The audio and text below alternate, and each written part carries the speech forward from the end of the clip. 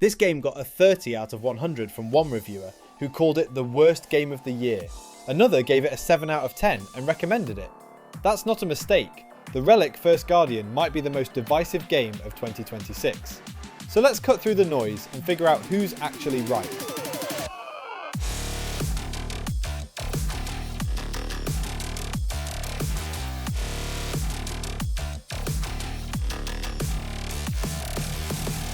Here's the setup. The kingdom of Arsiltus has been swallowed by a void after its great relic shattered, and you play the last guardian, sent to gather the fragments and rebuild the world.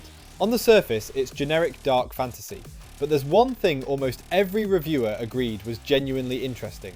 The quests are built on Korean folklore, twisted dark. A gentle fairy tale about a woodcutter hiding a fairy's wings becomes a story of abuse, and the fairy ends up as one of the game's bosses.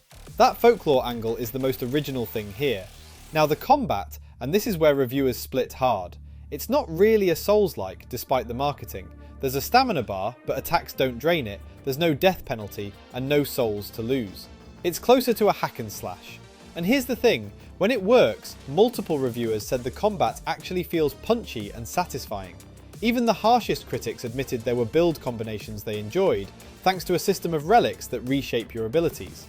One reviewer who liked it said the combat is good enough to carry you through when everything else falls apart. So what's dragging it down? The same problems came up again and again. Number 1. Visibility. The whole game is drowned in thick fog, heavy vignette and camera shake, and there's barely any settings menu to fix it. You genuinely can't see what's attacking you. Number 2. The camera. In the tight arenas where most bosses are fought, it clips, it snaps, and multiple reviewers said a lot of their deaths came from simply not seeing the fight, not from bad play. The other big complaints, progression is painfully slow. You can fight through several bosses before you even see a second weapon, so for hours you're stuck with sword and shield. Boss balance is all over the place. Some spam attacks that fill the whole arena, while others are so bugged you can cheese them by lobbing spells from across the room. And the presentation is rough. Poorly translated text, audio that cuts in and out, and a mix of real and AI generated voice acting that reviewers said sounds flat either way. So who's right, the 30 or the 7? Honestly, both, and that's the point. If you need polish, smooth performance, and a game that respects your time from minute 1, the low scores are your warning. This will frustrate you. But if you can look past rough edges and the idea of dark Korean folklore with satisfying experimental combat genuinely appeals to you, there's a real game buried in here that some critics enjoyed. My honest advice, this is not a full price buy.